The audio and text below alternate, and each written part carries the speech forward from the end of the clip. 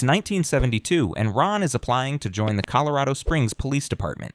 He faces an interview with Chief Bridges and Mr. Turrentine.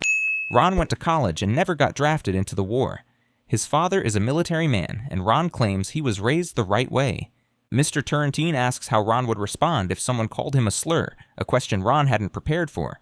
He replies, "Would that happen, sir?" Turrentine explains that Ron is applying to become the city's first black cop, which will bring scrutiny and backlash. Ron decides he can handle the negativity. The chief adds, "I'll have your back, but I can only do so much. The weight of this is going to be on you, and you alone." Ron is hired and initially assigned to the records room.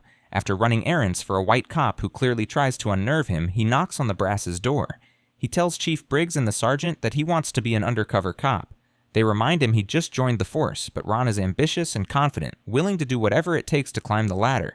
He admits he hates records, and Briggs laughs. The truth about why he wants out just slipped. Even when Ron offers to take down his afro and shave his beard, the promotion doesn't come. Back in records, he defies the derogatory name officers use for black arrestees. He says, "No toads here." Excuse me? I said, I don't have any toads.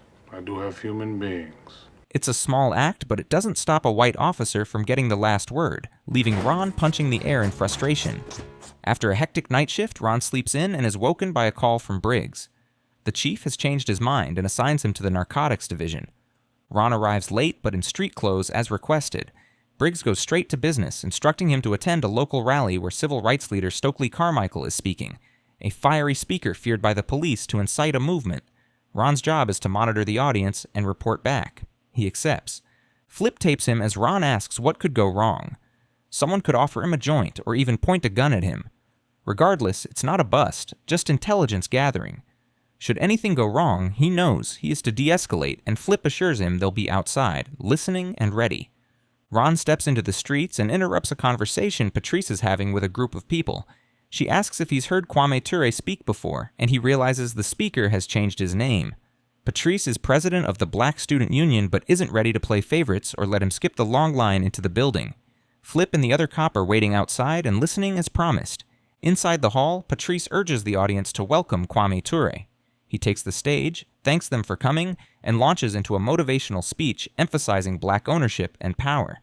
He encourages the crowd not to belittle themselves, addressing the inferiority complex and racism ingrained in society. He cites his own experience, explaining how he once loved Tarzan as a child until he realized what that represented. Ture's central message is equality through resisting oppression. He highlights the most immediate oppression they face, being shot on the streets by white cops with ulterior motives. He points out that they've been living under the illusion of freedom, still treated as captives, drafted to fight and die in the Vietnam War for a country that doesn't fully value them. He declares that they will no longer comply. The crowd, mesmerized from the start, absorbs his words like gospel. Their response swells into a loud chant of resistance, vowing not to go to war. Ture then makes a statement that leaves the officers in their car visibly unsettled. He'd rather see them fight against supremacist cops than go to a foreign war, because at least that would be a just cause. He then says, "I just want to leave you, sisters and brothers, with these last words. If I am not for myself, who will be? If I'm for myself alone, who am I? If not now, when? And if not you, who? Who? The crowd begins to echo him, pumped as he continues, emphasizing the need for an undying love for their race and ending with power to all the people. The hidden cops listening acknowledge the speech's forceful direction. With the talk over, a line forms to greet the speaker. When it's Ron's turn, he asks a question that prompts Kwame Ture to assure him they should arm themselves as a revolution is brewing. Outside, Ron tries to get a date with Patrice. She says she needs to make sure the speaker reaches his hotel safely, but they can meet later at a place called the Red Lantern. At the bar, Patrice explains she's late because of an encounter with police. On the way to the hotel, they were apprehended and threatened with jail if Kwame Ture stayed in Colorado past sunrise. The officers then began groping Patrice, prompting her and others to protest. Ron asks if she noted the cops' names, but she didn't. He then invites her to the dance floor, and they dance and sing along to the groove. By morning, he's giving a report to the chief. Ron argues that no one is starting a revolution. It was all talk, despite how hung up the crowd was on every word. No one referenced or planned a protest afterward. His partners on the case back him up. While Briggs isn't entirely convinced, he's glad the man behind the speech is out of Colorado before anyone takes Kwame Ture's words too literally, arming themselves to target cops. He then teases Ron about his closeness to Patrice when the rookie brings up her encounter with the CSPD. Ron counters that he's not the type to do anything that would jeopardize a case, but Briggs feels it's too early to tell. The others are told to wait while he addresses Ron personally. Outside the office, the chief says, Ron, I'm transferring you to intelligence. What will I be doing there? Ron asks. Intelligence. Against my better judgment. Ron takes up his new role immediately, sitting comfortably with a newspaper in the new division. That's when he reads about the local Ku Klux Klan chapter and an idea starts brewing. He dials the number attached and poses as a white man to request reading materials. A return call comes back immediately. The man on the line introduces himself as Walter and asks for Ron's story. Ron cooks up a tale about being a white supremacist with a vendetta against Jews and blacks, especially after one black man got handsy with his sister Pamela. Walter asks to meet in person, and Ron agrees to a Friday meeting after work. The conversation is loud enough that other officers in the room turn to wonder what he's up to. Flip points out that Ron used his real name on the call. He goes to the Sarge for help, who takes him to Briggs. The chief warns that his hands are tired as these people aren't dumb. If Briggs sends a white officer to cover for Ron, the difference would give the operation away. Ron objects, proud of his ability to sound educated over the phone. He insists the undercover mission won't blow over speech differences. All he needs is to keep phone contact with the group while someone else impersonates him in person at the upcoming meeting. Briggs reluctantly agrees, but threatens the guy that nothing better happened to his men, else it would be Ron's end. Ron reunites with his team, Jimmy and Flip, the latter surprised that Brass is letting a rookie lead an investigation. Flip has been chosen to play Ron Stallworth, and the real Ron begins drilling him on his cover story. The goal is to become Walter's friend so Flip can secure a second meeting. The hardest part is making Flip sound like Ron does on the phone. They practice, and Flip slowly gets the hang of it. When the session ends, Flip starts to leave, but Jimmy tells him to drop the Jewish necklace. It's the first time Ron realizes his partner is Jewish. Flip is then taped and meets with a man named Felix, not Walter. Felix instructs him to hop in the truck to reach their destination, saying it's just a security measure. Meanwhile, Ron and Jimmy tail the vehicle. Felix and Flip make small talk as Flip reiterates his stance on the white race and what another man did to his sister. He mentions wanting to find solid footing with the Klan, but Felix forbids the word, insisting they're just the organization to maintain stealth and secrecy. Felix notices they're being tailed and tells Flip to check under his seat, where he finds a pistol. He's instructed to load it, though thankfully he doesn't have to use it yet. Meanwhile, Ron and Jimmy, realizing the tail has been blown, stop following. Flip meets Walter at a bar. Walter says he's been impressed so far with Ron over the phone and proceeds to tell his story that led him to the organization. He explains that he was shot and his wife assaulted, and now the Klan is his guiding principle. Flip also meets Ivanhoe, who theatrically mentions a planned bombing. This seems to be a closely guarded secret, as Walter quickly tells him to shut up, dismissing Ivanhoe's comment. Walter instructs Flip to follow him, but Felix senses something is off, noting that the new recruit is asking too many questions. Walter calms the tension and directs Flip to his office, where he hands him a form to fill out to facilitate his membership. Meanwhile, Felix and Ivanhoe continue observing, trying to determine if Flip is Jewish. Walter intervenes again to ease the pressure, offering to buy Flip a drink. Flip returns to base and hands the form to Ron, who's clearly excited about how things are progressing. They report back to Sarge, and Ron pushes for full departmental support, emphasizing Ivanhoe's hint about a possible bombing. Flip thinks it's probably all talk, but Sarge agrees they should investigate further to determine if Ivanhoe's claim has any merit. Later, Ron meets Patrice for lunch, but she quickly notices he's in a tense mood. When she asks what's wrong, he explains that he hates cops being called pigs. She argues that they deserve it, but he counters, asking if she really thinks all cops are racist. Patrice then asks why he attended the speech, and Ron admits he agrees with some of Kwame Ture's ideas, though not all. When Patrice presses him to discuss the topic further, he teases her, asking if she ever talks about anything else, admitting he'd like to get to know her better. She senses he's a cop, but he diffuses her suspicion smoothly, handing her a gift she admits she likes. Walter keeps in touch with Ron over the phone, but Walter notices his voice sounds different. Ron quickly lies, blaming it on allergies, and the excuse passes. He secures a second meeting with them on Saturday. Sarge talks with Ron, mentioning a man named David Duke, a Klan supporter who claims the group is reformed, nonviolent, and not racist. Duke has political ambitions, but Sarge sees it as a way to channel hate propaganda straight into the White House. Ron struggles to believe such a man could ever become president, and Sarge shakes his head. Why don't you wake up? He's surprised by Ron's naivety about the reality of things. The next time Flip goes to see Walter at his house, Ron stakes out nearby alone, camera in hand. Connie, Felix's wife, answers the door. Inside, the house is full, and Flip walks in on a meeting already underway. Connie chips in about the local rally and Patrice, spinning the story that Patrice attacked the police. She even suggests the girl should be on a hit list, but she's quickly silenced with a sharp, "Don't talk until you're spoken to," glare, and reluctantly returns to the kitchen. While Ivanhoe reads the article Connie clipped, Felix calls Flip downstairs, Walter following. Felix still needs to confirm the recruit isn't Jewish, so he takes Flip to a private room for a polygraph, ignoring Walter's warnings to let the man be. Felix waves a gun around, hurling insults meant to provoke Flip about Jews, but Flip keeps his cover, stalling. Meanwhile, Ron intervenes by throwing a rock through a kitchen window before the polygraph strap can be secured. He races back to his car and drives off just before Flip can be targeted with gunfire. Sarge is on edge during their next report, worried the chief could hear and shut down the operation, but he decides he won't be the one to let the cat out of the bag. In the records room, Flip says, For you, it's a crusade. For me, it's a job. It's not personal, nor should it be. He wants out because Felix, clearly unhinged, could have killed him, and it would have been for nothing since he's still not convinced the organization is a real threat. Ron tries to appeal to Flip's emotions, pointing out how the hate affects him too, but it doesn't work, so Ron insists they move forward. The next step is the membership card. When Ron calls, David Duke himself answers and agrees to facilitate the card so he can attend official gatherings. Ron flatters Duke enough to get him to promise the card that day and even mentions hoping to meet Ron in person, eventually. On his way out, Landers oppresses him, and while Flip is being taped, Ron deduces that Landers was the officer who pulled over Kwame Ture and his entourage on their way to the hotel. Flip mentions the cop once killed a black kid without evidence, and Ron can't fathom why they have to tolerate people like that in the force. We're a family, Flip says. Right or wrong, we stick together. Flip joins the group at the shooting range, spots Steve and Jerry, and is told their identities are classified. He proves his skill, explaining that his father had taught him to shoot. When they leave, Ron arrives to examine the shell casings in the target range. Ron starts dating Patrice and hints that a black cop might be trying to change the system from within. Patrice, however, doesn't buy it. The system was built to suppress them, and liberation is the only way out. Felix, still suspicious, turns up at Ron's apartment. He reports what he finds, but Flip keeps his cool and maintains his cover.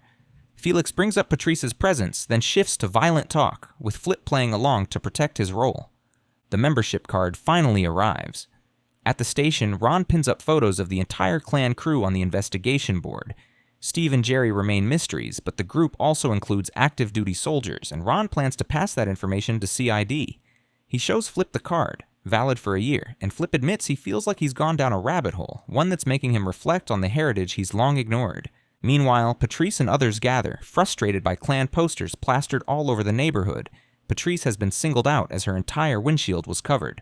Ron advises them not to react, seeing it as bait, but one girl complains they're always told to turn the other cheek, and another guy agrees. As Felix begins stalking Patrice, Ron keeps building rapport with Duke over the phone. Duke talks about pursuing public office to better influence the government. When Ron says he wants to meet, Duke reveals he'll soon be in Colorado for Ron's initiation.